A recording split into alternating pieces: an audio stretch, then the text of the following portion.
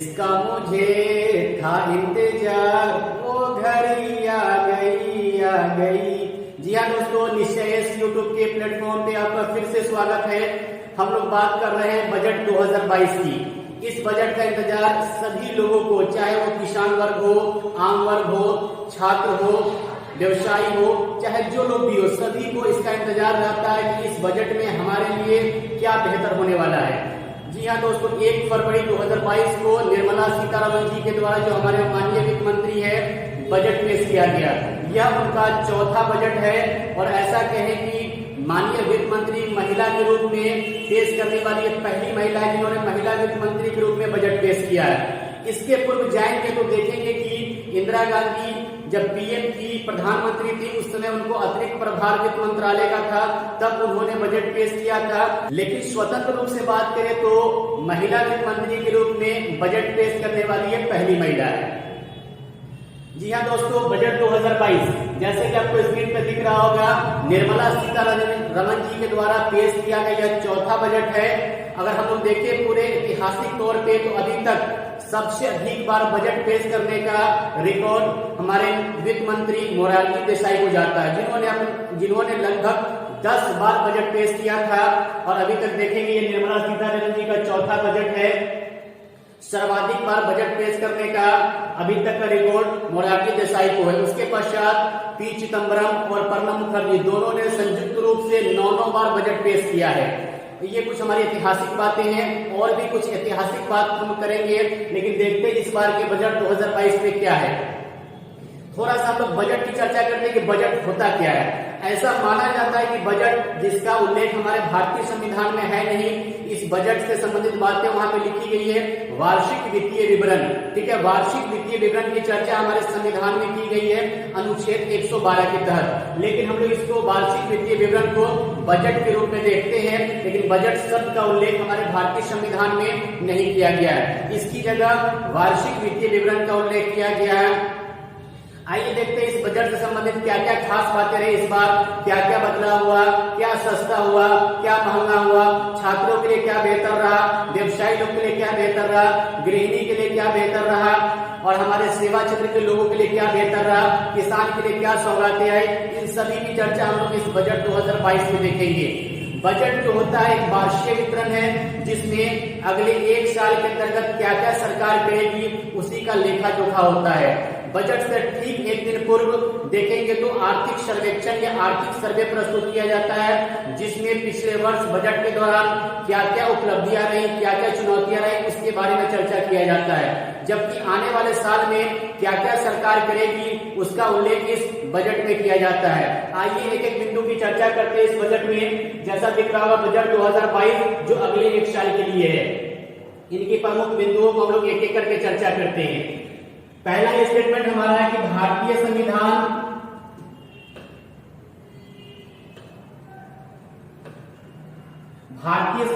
के अनुच्छेद 112 में भारत के केंद्रीय बजट को वार्षिक वित्तीय विवरण के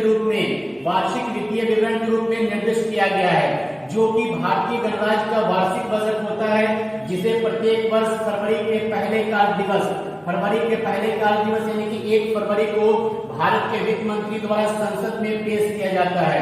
इससे पहले फरवरी के अंतिम कार्य दिवस को बजट पेश किया जाता था।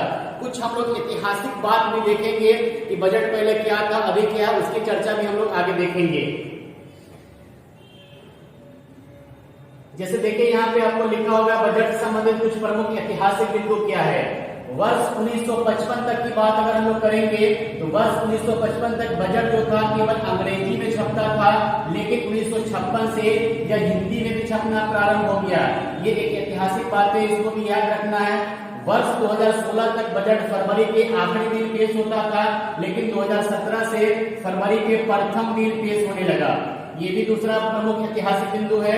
फिर तीसरी बात करेंगे, वर्ष 2016 तक रेल बजट अलग से पेश किया जाता था, लेकिन 2017 से यह आम बजट के साथ पेश किया जाने लगा, आम बजट के साथ। चौथा प्रमुख बिंदु की हम लोग बात करें तो वर्ष 1999 से पहले तक आम बजट शाम 5 बजे पेश होता था, लेकिन 1999 के बाद यह दिन में यानी सुबह 11 बजे पेश होने लगा। यह सब कुछ ऐतिहासिक बातें हैं जो बजट से संबंधित है, ये भी कभी भी पूछे जा सकते हैं, तो आपको ध्यान रखना है। आगे हम प्रमुख बिंदु के लिए हम बात करते हैं, तो यह दूसरी बार है जब पेपरलेस बजट पेश हुआ, यानी बिल्कुल डिजिटल कहिए पेपरलेस बजट पेश होने जा रहा है। यह दूसरा मौका होगा जब वित्त मंत्री निर्मला सीतारमण जी बिना कागज के संसद में बजट पढ़ेगी। इससे पहले साल 2021 में यानी पिछले वर्ष भी पेपरलेस बजट पेश हुआ था। निर्मला सीतारमण जी का यह चौथा भाषण है। यह बजट लगभग 39.44 लाख करोड़ रुपए का है, जबकि पिछले वर्ष लगभग देखेंगे तो 34 लाख करोड़ रुपए का यह बजट था। 34 लाख करोड़ रुपए का बजट था, तो लगभग पिछले वर्ष की तुलना में 4.5 लाख करोड़ का ज्यादा का बजट है इस बार। इसमें क्या क्या बजट है, इससे आम जीवन पर क्या क्या प्रभाव पड़ेगा, उसके कुछ बिंदुओं को देखते हैं। जैसे देखिए इस बजट में कुछ प्रमुख चीजें जो सस्ती हुई और महंगी हुई, इसका कुछ मैंने कुछ थोड़ा बहुत चीजें लिखा है जो इम्पोर्टेंट है। ऐसे बहुत सारी चीजें भी सस्ती महंगी हुई है, उनमें से बात करेंगे। सोना की बात करें, चांदी की बात करें, लोहा की बात करें, स्टील की बात करें, नायलॉन कपड़े की बात करें, कॉपर के सामान की बात करें, इंश्योरेंस की बात करें, जूते की बात करें, ये सब कुछ सस्ते हुए हैं। जबकि महंगे सामान में बात करेंगे तो इलेक्ट्रॉनिक उपकरण की बात की जाए, मोबाइल फोन की बात की जाए, मोबाइल फोन चार्जर की बात करें, रत्न यानी आभूषण की बात करें, सूती कपड़े की बात करें, ऑटो पार्ट्स की बात करें, ये सब कुछ सामान इस बजट में देखेंगे तो महंगे हुए हैं। आम जनजीवन पे क्या प्रभाव पड़ सकता है, इससे आप अंदाजा लगा सकते हैं। आइए और भी कुछ प्रमुख बातें देखते हैं बजट से संबंधित। राजकोषीय घाटे की बात करेंगे, फिजिकल डेफिसिट की बात करेंगे। 6.9% होने का अनुमान है, पिछले साल 6.8% था। ये राजकोषीय घाटा क्या होता है, तो जो भी सरकार का राजस्व आय होता है उसमें से राजस्व व्यय को घटाकर राजकोषीय घाटे को प्राप्त किया जाता है। हम किसी नेक्स्ट वीडियो में जो भी बजट से संबंधित प्रमुख बातें हैं उन सभी बातों या आर्थिक शब्दावली की चर्चा करेंगे, ताकि आपके सारे कंफ्यूजन क्लियर हो जाएंगे। यहाँ पर देखना है कि क्या क्या स्टेटमेंट दिए गए, बस इसको एक बार थ्रोली पढ़ना है और ये आपके एग्जामिनेशन के लिए बहुत ही महत्वपूर्ण होगा। अगला पॉइंट हम देखते हैं कि अर्थव्यवस्था में 9.2% की दर से बढ़ोतरी होगी। यह अब तक की सबसे ज्यादा बढ़ोतरी है।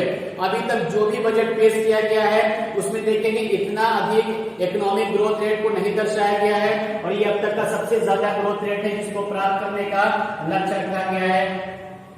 इसके अलावा जाएंगे तो डीप पोषण मिशन जो भारत सरकार का मिशन है, योजना है, के लिए बजट में 650 करोड़ रुपए का प्रावधान किया गया है। इसके अलावा विशाल समुद्री जीवित और निर्जीव संसाधनों का पता लगाने के लिए भारत के गहरे सागर मिशन, डीप ओशन मिशन को केंद्रीय बजट में शामिल किया गया है। जिस तरह हमारे स्थलीय संसाधन इंपॉर्टेंट होते हैं, ठीक उसी प्रकार सागरीय संसाधन भी महत्वपूर्ण होते हैं। इस सागरीय संसाधन का पता लगाने के लिए भी इस बजट में प्रावधान किया गया है। आगे और भी देखते हैं क्या इंपॉर्टेंट बातें हैं। तो क्लीन एनर्जी के लिए ई वाहन के चार्जिंग स्टेशन की जगह बैटरी अदला बदली की नीति जारी की गई है। जैसे हम लोगों ने देखा कि वर्तमान में बैटरी के माध्यम से बहुत सारी गाड़ियां चलाई जा रही, परिवहन के साधन चलाए जा रहे हैं, ताकि पर्यावरण का संरक्षण हो सके, पर्यावरण प्रदूषित ना हो। इसके लिए देखेंगे पहले हर जगह उस बैटरी को चार्ज करने के स्टेशन बनाए गए हैं, लेकिन उसमें समय लगता था, इसलिए उस स्टेशन पर चार्ज करने के बजाय बैटरी की एक्सचेंज होने की बात की गई है। एक और भी बहुत इंपॉर्टेंट बातें हैं ये। इसके अलावा जाएंगे तो बैंकिंग के तहत राज्यों को 1 लाख करोड़ रुपए की आर्थिक मदद दी जाएगी। 2021-22 में कुल खर्च 37.7 लाख करोड़ रुपए का रखा गया है। देखेंगे आर्थिक मदद देने से क्या होगा, जो भी राज्यों को आर्थिक मदद दी जाएगी तो केंद्र के साथ साथ राज्यों का भी आर्थिक विकास होगा। ये भी एक हमारे राज्य के लिए या भारत सरकार के लिए अर्थव्यवस्था को ग्रोथ करने का एक माध्यम है। एक और इम्पोर्टेंट बात है, देखिए 2025 तक सभी गांव में ऑप्टिकल फाइबर होंगे। देखेंगे ऑप्टिकल फाइबर एक प्रकार का देखेंगे प्रकाश, जिसको हम लोग प्रकाशीय उपकरण मानते हैं। इससे क्या होगा, किसी भी चीज की बर्बादी कम होती है, चाहे वो डेटा भेजने का काम हो, चाहे टेलीकम्युनिकेशन का काम हो, चाहे एनर्जी का, जिस संदर्भ में भी इसका यूज करेंगे उससे हमारा क्या होगा, नुकसान कम होता है। ये भी एक इम्पोर्टेंट उपलब्धि रहेगी इस बजट के लिए। फिर आएंगे तो नेशनल हाईवे 25,000 किलोमीटर तक बढ़ाए जाएंगे। इसके लिए 20,000 करोड़ रुपए का प्रावधान बजट में किया गया है।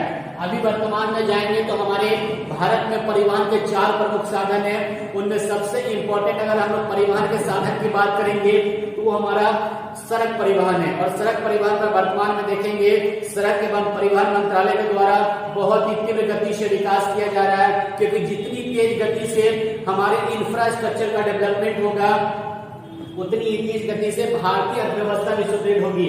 इसलिए देखेंगे इस बजट में 25,000 किलोमीटर तक देखेंगे हाईवे बनाने की बात की गई है। इसी प्रकार आगे देखिए कुछ और इम्पोर्टेंट प्रावधान है। महिलाओं की बात करेंगे तो देखिए महिलाओं के लिए कुछ खास प्रावधान है। पॉलिश किए गए हीरे सस्ते किए गए। महिलाओं को आभूषण का बहुत ज्यादा शौक होता है, वो चाहते हैं आभूषण के सामान हो या हमारे देखेंगे घरेलू कार्यों के सामान यदि सस्ते होते तो उनको बहुत खुशी मिलती है। तो सरकार ने तोहफे के रूप में देखिए हीरे सस्ते कर दिए हैं, ये भी महिलाओं के लिए बेहतर है। रत्नों पर भी सीमा शुल्क घटाकर 5% कर दिया गया है। तो देखेंगे इससे क्या होंगे, चांदी से जो आभूषण निर्मित किए जाते हैं, सोने से जो आभूषण निर्मित किए जाते हैं या हीरे से जो आभूषण निर्मित किए जाते हैं वो सब सस्ते हो गए। तो महिलाओं के लिए कुछ खबरें इस बजट में। फिर इसी प्रकार देखेंगे एक मिशन है भारत सरकार का, मिशन शक्ति वात्सल्य सक्षम आंगनबाड़ी। देखेंगे एक मिशन शक्ति है, एक मिशन वात्सल्य है, एक सक्षम आंगनबाड़ी तथा पोषण 2.0। ये सब भी भारत सरकार के द्वारा बेहतर कर या लॉन्च किया गया है ताकि महिलाओं को इससे भी ज्यादा सुदृढ़ बनाया जा सके। ये सब महिलाओं से रिलेटेड सारी योजनाएं हैं। इसके अलावा देखेंगे छोटे व्यवसाय के लिए भी इस बजट में कुछ खास प्रावधान किया गया। वो क्या है तो MSME देखेंगे micro medium and small enterprises के लिए भी देखेंगे 5 साल में 6,000 करोड़ रुपए दिए जाएंगे। ये भी देखेंगे हमारे भारतीय इकोनॉमी में इसका बहुत बड़ा रोल होता है MSME का। ये भी कभी चर्चा करेंगे MSME के अंतर्गत क्या आता है, क्या उपलब्धियां हैं, क्या भारतीय अर्थव्यवस्था में योगदान है, कभी अलग वीडियो में इसकी चर्चा करेंगे। तो याद रखना MSME के लिए भी 5 साल में 6,000 करोड़ रुपए का प्रावधान किया गया है। उद्योगों की बात करेंगे तो पिछले साल 5.4 लाख करोड़ से बढ़कर इस बार 7.55 लाख करोड़ का प्रावधान किया गया है। इसमें भी लगभग देखेंगे बहुत ही ज्यादा बढ़ोतरी की गई है इस उद्योग को बढ़ावा देने के लिए। गरीब लोगों के लिए बात की जाए तो हम लोग पढ़ते हैं ना आवास योजना, शहरी आवास योजना होती है, ग्रामीण आवास योजना होती है। तो सरकार शहरी आवास के लिए भी काम कर रही है, देखेंगे ग्रामीण आवास के लिए भी। तो देखेंगे गरीब लोगों के लिए 48,000 करोड़ रुपए की मदद से 80 लाख नए घर बनाए जाएंगे। आवास योजना के तहत, ग्रामीण आवास योजना के तहत देखेंगे 80 लाख घर बनाए जाएंगे। इस बजट में इसका भी प्रावधान है 48,000 करोड़ रुपए की सहायता से। फिर हम लोग देखेंगे डाकघर। जैसा कि वर्तमान में आप देख रहे होंगे कि वर्तमान में डाकघर ऐसा लगता है बिल्कुल लुप्त हो गया, विलुप्त हो गया। डाकघर में कोई ऐसे कार्य बचे नहीं है। इसको फिर से जिंदा रखने के लिए, सुचारू रूप से वर्क करने के लिए सरकार ने इस बजट में प्रावधान किया है कि 1.5 लाख डाकघरों में कोर बैंकिंग तथा ATM सुविधा उपलब्ध कराई जाएगी। कम से कम इस बहाने लोग डाकघर का दौरा भी करेंगे। ये भी देखेंगे 1.5 लाख डाकघरों में कोर बैंकिंग की सुविधा और ATM की सुविधा उपलब्ध कराई जाएगी। देखिए किसानों के लिए भी सरकार यहाँ पे एक बेहतर चीजें की है ताकि हमारा कृषि कार्य भी बेहतर हो। इसके लिए ऑर्गेनिक फार्मिंग को बढ़ावा दिया जाएगा तथा MSP के 2.37 लाख करोड़ रुपए किसान के खाते में जाएंगे। MSP को लेकर बहुत ज्यादा धरना इस बार आप देखे होंगे। तो सरकार ने पहले ही बजट में घोषणा कर दिया गया है कि जो भी MSP के खर्चे होंगे सारे किसानों को डायरेक्ट बेनिफिट के तहत खाते में दिए जाएंगे। और ऑर्गेनिक फार्मिंग का मतलब होता है कि जैविक कृषि। जैविक कृषि का मतलब समानता और उर्वरक का प्रयोग न करके हरित खाद का प्रयोग करके कृषि को बढ़ावा दिया जाए ताकि मिट्टी की उर्वरा शक्ति बनी रहे। इसके लिए भी ऑर्गेनिक फार्मिंग को बढ़ावा दिया गया इस बजट में। इसके अलावा किसानों के लिए कृषि लोन भी देने का प्रावधान किया गया। लगभग 16.5 लाख करोड़ रुपए का आवंटन किया जाएगा किसानों को ताकि कृषि कार्य बेहतर हो सके। लगभग 22 प्रकार के फल सब्जियों के स्टोरेज और ट्रांसपोर्ट पर 50% सब्सिडी का भी व्यवस्था किया गया। इस बजट में 50% का भी अनुदान देने की बात कही गई है। देखेंगे केंद्रीय वित्त मंत्री निर्मला सीतारमण जी ने लोकसभा में वित्त वर्ष 2022-23 के लिए बजट पेश किया। यह उनका चौथा बजट था, पीछे भी हम लोगों ने चर्चा किया है। एक और इम्पोर्टेंट बात है यहाँ पे कि ease of doing business 2.0 launch किया गया है। देखेंगे जो राष्ट्र किसी भी व्यवसाय में जितना अधिक ग्रो करता है, ईज ऑफ डूइंग बिजनेस में उसकी रैंकिंग उतनी ही ज्यादा बेहतर होती है। इस बार देखेंगे ease of doing business 2.0 launch किया गया है और कहा गया है कि सरकार मिनिमम गवर्नेंस और मैक्सिमम गवर्नेंस के प्रति सरकार प्रतिबद्ध है और हमेशा बेहतर से बेहतर करने का प्रयास करेगी। इसके लिए देखें कुछ प्रावधान है कि 1486 यूनियन कानूनों के निरस्त होने के साथ ease of doing business 2.0 launch किया गया है। इससे पहले जाएंगे तो देखेंगे ट्रेड यूनियन के प्रति या देखेंगे मजदूर के प्रति बहुत सारे कानून थे, सारे कानून को निरस्त करके एक नया कानून बनाया गया है जिसके तहत ईज ऑफ डूइंग बिजनेस और ज्यादा बेहतर होगी और भारत में देखेंगे मजदूरों लोग के लिए और भी फैसिलिटियां उपलब्ध कराई जाएगी। इससे भारत का आर्थिक विकास होगा।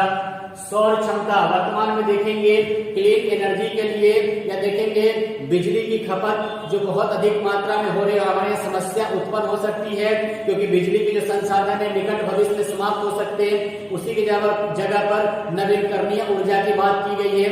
इसी नवीकरणीय ऊर्जा के तहत सौर ऊर्जा की बात की गई है और सौर क्षमता के लिए लगभग 19,500 करोड़ रुपए का अतिरिक्त आवंटन वित्त मंत्री निर्मला सीतारमण जी ने कहा है कि 2030 तक सौर क्षमता के 280 गीगावाट के लक्ष्य को प्राप्त करने के लिए 19,500 करोड़ रुपए का अतिरिक्त आवंटन किया जाएगा। हम लोग पढ़ते हर साल की सौर क्षमता डेवलप हो ताकि हम लोग जो नवीकरणीय स्रोत है उसको और ज्यादा बेहतर कर सके। इसके लिए भी सौर क्षमता बढ़ाने की बात की गई है। राज्य सरकार के कर्मचारियों को भी एनपीएस में 14% अंश अब 14% अंश कर दिया गया है। पहले देखेंगे ये नहीं था, केवल केंद्र सरकार ही अपने कर्मचारियों के लिए राष्ट्रीय पेंशन योजना नेशनल पेंशन स्कीम की बात हम लोग करते हैं। ये नेशनल पेंशन स्कीम राष्ट्रीय पेंशन योजना जो देखेंगे जो केंद्रीय सरकार के कर्मचारी लोग को 14% था जबकि राज्य सरकार के कर्मचारी के लिए 10% था। अब उनको भी 10% से बढ़ाकर 14% कर दिया गया है। ये भी कुछ खबरें है राज्य सरकार के कर्मचारियों के लिए भी। ये चीज मैंने पीछे भी पढ़ा है जो हीरे पे या सोने चांदी पे शुल्क घटाए गए हैं तो महिलाओं के लिए खुशखबरी है। ये देखिए कारपोरेट सरचार्ज 12% से घटाकर 7% किया गया है। देखिए कारपोरेट सरचार्ज क्या होता है इससे संबंधित और भी वार्षिक देखेंगे या वित्तीय शब्दावली जो बजट से रिलेटेड होता है। इसके लिए आपको हम एक अलग वीडियो में चर्चा करेंगे कि राजकोषीय घाटा क्या होता है, राजस्व घाटा क्या होता है, राजस्व आय क्या होता है, कारपोरेट सरचार्ज क्या होता है, वार्षिक वित्तीय विवरण क्या होता है। सारे इंपोर्टेंट बिंदु को लेकर एक अलग से वीडियो लाएंगे। अभी सिर्फ आप ध्यान रखिए कितना किया गया है, ये चीजें क्या होती है अलग से हम लोग चर्चा करेंगे क्या क्या होता है। फिर देखिए इस बार रिकॉर्ड 1,40,986 करोड़ रुपए का जीएसटी संग्रह किया गया है जो अब तक का सबसे ज्यादा जीएसटी है। जब से जीएसटी जो हम लोग जानते हैं 2017 से स्टार्ट है, ये 2017 से लेकर हर साल जो जीएसटी संग्रह किया जाता है उसमें ये अब तक का सबसे ज्यादा संग्रह है 1,40,986 करोड़ रुपए। आयकर में कोई छूट नहीं। देखेंगे इस बार जो भी हमारे टैक्स स्लैब थे जो पिछले बजट में जिस प्रकार निर्धारित किए गए थे ठीक उसी प्रकार इस बार टैक्स स्लैब रखा गया है, कोई ऐसा चेंज कुछ भी नहीं किया गया है। लेकिन इस बार देखेंगे एक नई चीज टैक्स के दायरे में आएगी, उसका नाम है क्रिप्टो करेंसी। ठीक है ना, क्रिप्टो करेंसी एक नया टर्म है। क्रिप्टो करेंसी एक प्रकार का देखेंगे डिजिटल, ये क्या है डिजिटल करेंसी है जो केवल आप देख सकते हैं, चेंज कर सकते हैं लेकिन आप इसको निकाल नहीं सकते। कहने का मतलब अगर हम लोग डिजिटली रूप में लेन देन करते हैं तो एटीएम के थ्रू पैसे निकालते भी हैं, लेकिन जब क्रिप्टो करेंसी आएगी इसके तहत केवल आप देख सकते हैं, एक्सचेंज कर सकते हैं, मार्केटिंग कर सकते हैं लेकिन इसको निकाल नहीं सकते हैं। ये क्रिप्टो करेंसी जो वर्तमान में बहुत चर्चा में है, इसमें भी सरकार ने कहा है कि अब इसकी आमदनी पर 30% टैक्स देना होगा। यानी कि जो देखिए नेशनल मार्केट में देखेंगे जो क्रिप्टो करेंसी आई है बहुत सारे टाइप के हैं, इस पर 30% टैक्स देना होगा। ये क्रिप्टो करेंसी होता क्या है, बिटकॉइन होता क्या है, ये सारी चर्चा हम लोग किसी अन्य वीडियो में करेंगे।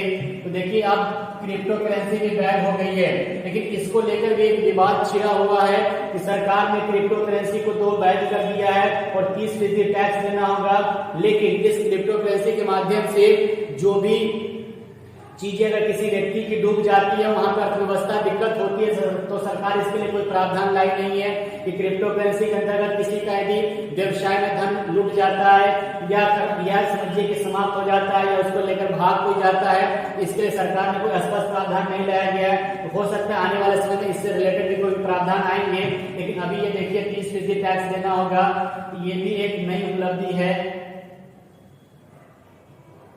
आगे देखेंगे कारपोरेट सरचार्ज, पीछे भी चर्चा की गई, 12% से घटाकर 7% कर दिया गया है। वर्चुअल डिजिटल असेट आमदनी पर 30% टैक्स, तो अभी मैंने चर्चा किया। राज्य सरकार के कर्मचारियों को 14% देखेंगे, एनपीएस मिलेगी, ये भी मैंने पीछे चर्चा किया। आयकर के लिए कोई स्पेशल प्रावधान तो किया नहीं गया, पिछले वर्ष की तरह इस बार भी पूरा ठीक उसी प्रकार रखा गया है। आइए कुछ और बिंदु की चर्चा करते हैं। यहाँ पे डिजिटल एजुकेशन की बात करेंगे। वर्तमान कोरोना काल में देखेंगे ये ऑफलाइन क्लासेस, ये ऑफलाइन शिक्षा को बढ़ावा नहीं दिया गया, ऑनलाइन शिक्षा को बढ़ावा दिया गया है। तो देखेंगे यहाँ पर डिजिटल एजुकेशन को बढ़ावा दिया गया है। पीएम ई विद्या के तहत 1 क्लास 1 टीवी चैनल कार्यक्रम को 12 से बढ़ाकर 200 टीवी चैनल तक बढ़ाया जाएगा। इससे पहले देखेंगे 1 क्लास से लेकर 12 क्लास तक 12 टीवी चैनल थे, अब उसको बढ़ाकर देखिए 200 टीवी चैनल किए जाने की बात है, जो हर भाषा में होंगे। जो हमारे भारत में अलग अलग क्षेत्र में अलग अलग भाषाएं होती है, उन सभी भाषाओं में यह सभी राज्यों को कक्षा 1 से 12 तक क्षेत्रीय भाषाओं में सप्लीमेंट्री शिक्षा प्रदान करने में सक्षम बनाएगा। क्रिप्टो करेंसी को लेकर सरकार का ऐलान है कि भारतीय गवर्नमेंट, भारतीय सरकार भी देखेंगे अगले साल अपनी एक डिजिटल करेंसी लाएगी। रिजर्व बैंक 2022-23 तक अपनी डिजिटल करेंसी लाएगी। क्रिप्टो करेंसी को लेकर वित्त मंत्री ने कहा भी है कि इस डिजिटल करेंसी को ब्लॉकचेन और अन्य टेक्नोलॉजी की सहायता से इस्तेमाल किया जाएगा। ये तकनीक क्या होती है ब्लॉकचेन? ये ब्लॉकचेन तकनीक देखेंगे इसकी सुरक्षा से रिलेटेड है, ताकि किसी में किसी प्रकार का किसी व्यक्ति को नुकसान ना हो, इसको लेकर के ब्लॉकचेन तकनीक का प्रयोग किया जाएगा। अगले साल हो सकता है डिजिटल करेंसी भारतीय सरकार की भी है। एक और चीज देखिए कि 2000 किलोमीटर रेलवे नेटवर्क को स्वदेशी तकनीक कवच के तहत लाया जाएगा। वित्त मंत्री ने कहा कि सुरक्षा और क्षमता वृद्धि के लिए 2000 किलोमीटर रेल नेटवर्क को स्वदेशी तकनीक कवच के तहत लाया जाएगा। जैसे हम लोग पढ़ते लोकल फॉर वोकल स्कीम आपको याद होगा, आत्मनिर्भर भारत आपको याद होगा, उसके तहत देखेंगे जनरली स्वदेशी वस्तुओं के निर्माण पर फोकस किया गया है। उसी स्वदेशी को बढ़ावा देने के लिए देखेंगे 2000 किलोमीटर रेलवे नेटवर्क को बनाने के लिए जो भी क्षमता है वो सारी चीज भारत में ही विकसित की जाएगी, विदेशों से नहीं आयात की जाएगी। भुगतान में देरी को कम करने के लिए ऑनलाइन बिल प्रणाली शुरू की गई है और इसका उपयोग सभी केंद्रीय मंत्रालय करेंगे। ये भी एक इंपॉर्टेंट बातें हैं। कुछ और इंपॉर्टेंट बातें देखते हैं पासपोर्ट से रिलेटेड। पहले पासपोर्ट के लिए एक बुक जारी किया जाता था, लेकिन अब देखेंगे पासपोर्ट के तहत ई चिप वाले ई पासपोर्ट जारी किए जाएंगे। 2022-23 से ही जारी किए जाएंगे चिप वाले ई पासपोर्ट। बजट में विदेश जाने वालों के लिए बड़ा ऐलान किया गया है। इसके तहत 2022-23 से ही ई चिप का प्रयोग किया जाएगा, ताकि और ज्यादा उसकी सुरक्षा को सुनिश्चित किया जाए। अब देखिए किसानों के लिए एक और चीज यहाँ पर देखी गई है कि किसान ड्रोन का उपयोग किया जाएगा, इसको बढ़ावा दिया जाएगा। वित्त मंत्री निर्मला सीतारमण ने कहा कि फसल का मूल्यांकन करने, भूमि अभिलेखों के डिजिटल करने, कीटनाशकों और पोषक तत्व के छिड़काव के लिए किसान ड्रोन के उपयोग को बढ़ावा दिया जाएगा। अब यहाँ पर देखेंगे इसका भी देखेंगे डिजिटलाइजेशन किया जा रहा है और ये सब चीजें किसानों के लिए और भी ज्यादा आसान हो जाएंगी। 60 किलोमीटर लंबे 8 रोपवे प्रोजेक्ट के लिए कॉन्ट्रैक्ट दिए जाएंगे। केंद्रीय बजट में ऐसा कहा गया है और बहुत सारे रोपवे का भी प्रोजेक्ट किया गया है। ये भी इम्पोर्टेंट है हमारे भारत के लिए। एक देखिए आपातकालीन क्रेडिट लाइन गारंटी योजना को मार्च 2023 तक बढ़ाया गया है। गारंटी कवर को 50,000 करोड़ रुपए से बढ़ाकर कुल 5 लाख करोड़ रुपए किया जाएगा। ये भी देखेंगे क्रेडिट लाइन है। बजट की इंपॉर्टेंट बातें देखें तो पीएम आवास योजना के तहत 80 लाख मकान बनाए जाएंगे। 2022-23 में पीएम आवास योजना के तहत 80 लाख मकान बनाए जाएंगे। इसके लिए 48,000 करोड़ रुपए का फंड है, जो मैंने पीछे भी चर्चा किया है। ये ग्रामीण पीएम ग्रामीण आवास योजना है। इसके लिए शहरी आवास योजना के लिए भी कार्यक्रम या कुछ प्रावधान अलग से किए गए हैं। आत्मनिर्भर भारत से 60 लाख युवाओं के लिए नौकरी के अवसर तैयार किए जाएंगे। ये देखिए छात्रों के लिए एक खुशखबरी है कि इन बजट में 60 लाख युवाओं के लिए नौकरी के अवसर सृजित किए जाएंगे, क्रिएट किए जाएंगे, ऐसा कहा है माननीय वित्त मंत्री जी ने। इसके अलावा देखेंगे इस कोरोना काल में बहुत सारे लोग मानसिक समस्याओं से ग्रसित है। इसी के लिए मानसिक समस्याओं के लिए नेशनल टेलीमेंटल हेल्थ प्रोग्राम लॉन्च किया गया है। देखेंगे वर्तमान में इस कोरोना काल से बहुत सारे लोग मानसिक बीमार से ग्रसित हो गए हैं, जिसके लिए एक सुविधा दी गई है नेशनल टेलीमेंटल हेल्थ प्रोग्राम, जिसके तहत आप फोन के जरिए अपनी मानसिक या अपने स्वास्थ्य का जायजा या स्वास्थ्य के बारे में आप जानकारी प्राप्त कर सकते हैं। इसके अलावा देखेंगे एजुकेशन में ही और शिक्षा के लिए भी डिजिटल विश्वविद्यालय की स्थापना होगी। कोरोना काल में जो पढ़ाई का काफी नुकसान हुआ है, इसके लिए डिजिटल विश्वविद्यालय की स्थापना की गई है। और ये भी मैंने पीछे भी चर्चा किया कि लगभग 200 टीवी चैनल इसके लिए स्थापित किए जाएंगे। फिर मैंने बताया कि नेशनल हाईवे 25,000 किलोमीटर बढ़ाई जाएगी। एक और चीज इंपॉर्टेंट बात इस बजट में है कि अगले 3 सालों में 400 नई वंदे भारत ट्रेन तैयार की जाएगी। देखेंगे इंफ्रास्ट्रक्चर को या परिवहन सुविधा को बेहतर बनाने के लिए 400 नई वंदे भारत ट्रेन तैयार की जाएंगी। और मैंने हाईवे के बारे में चर्चा किया था। ये सड़क परिवहन में मैंने बताया था 25,000 किलोमीटर और ट्रेन परिवहन में 400 नई वंदे भारत ट्रेनें तैयार की जाएगी। केंद्रीय बजट में अमृतकाल के अगले 25 वर्षों का ब्लूप्रिंट केंद्रीय वित्त मंत्री ने तैयार किया और कहा कि अगले बजट के लिए ये बजट जो 25 वर्षों का ब्लूप्रिंट है, बहुत ज्यादा डेवलपमेंट देखने को मिलेगा अगले 25 वर्षों तक। इसके अलावा पीएम गति शक्ति से अर्थव्यवस्था को मजबूती मिलेगी। केंद्रीय वित्त मंत्री ने ऐसा कहा कि पीएम गति शक्ति से अर्थव्यवस्था को मजबूती मिली है। 100 साल के लिए ढांचागत सुविधाएं बढ़ाई जाएगी। पीएम गति शक्ति एक योजना भारत सरकार के द्वारा चलाई जाती है। देखेंगे उसके तहत इंफ्रास्ट्रक्चर को डेवलपमेंट करने का कार्य किया जाता है। टीकाकरण अभियान को भी इस बजट में प्रावधान किया गया या बढ़ावा दिया गया है, ताकि कोरोना काल में जो लोग भी संकट से घिरे हैं उनको और ज्यादा संकट से उबारा जाए। और कहा गया मुझे विश्वास है कि सबके प्रयास के साथ ही मजबूत विकास को आगे भी जारी रखेंगे। इसलिए आप लोग जो भी वैक्सीनेशन का वर्क हो रहा है उसमें सरकार का सहयोग कीजिए, ताकि इस कोरोना काल में जो लोग भी इस बीमारी से ग्रसित है उनको अधिक से अधिक सुरक्षित रखा जा सके। भारत की विकास दर 9.27% रहने का अनुमान है, लोकसभा में ऐसा वित्त मंत्री ने कहा है। और ये इसके साथ देखेंगे यह विकास दर अभी तक की सबसे बड़ी अर्थव्यवस्थाओं में सबसे ज्यादा है। तो ये सब मैंने बताया जो इस बार के बजट के लिए कुछ खास प्रमुख बातें हैं। बातें तो बहुत सारी हैं, लेकिन हमारे एग्जामिनेशन के लिए जो भी मुख्य बातें ये सब मैंने चर्चा करने का प्रयास किया है। और इसमें बजट से संबंधित जो भी प्रमुख शब्दावली है, इसके लिए हम एक अलग से वीडियो लाएंगे, उसमें बताएंगे कि इस शब्दावली का मतलब क्या होता है और इससे क्या मीनिंग होता है और इसका क्या एग्जैक्ट मीनिंग होना चाहिए, ये सारी चर्चाएं करेंगे। ये जो मैंने बजट के बारे में बताया, अगले 1 साल के अंदर जो भी एग्जामिनेशन होंगे सबके लिए इम्पोर्टेंट होगा। और आप इसमें जरूर समझोगे किसके लिए क्या क्या किया गया है, किसको बढ़ावा मिला है, किसको नहीं मिला है, किसके लिए फायदे हैं, किसके लिए नुकसान है। इन सारी चीजें बजट में आपको देखकर पता चला होगा। ठीक है, इसी प्रकार के अन्य परीक्षा उपयोगी महत्वपूर्ण तत्वों के साथ हम अगले वीडियो में आपके साथ आएंगे।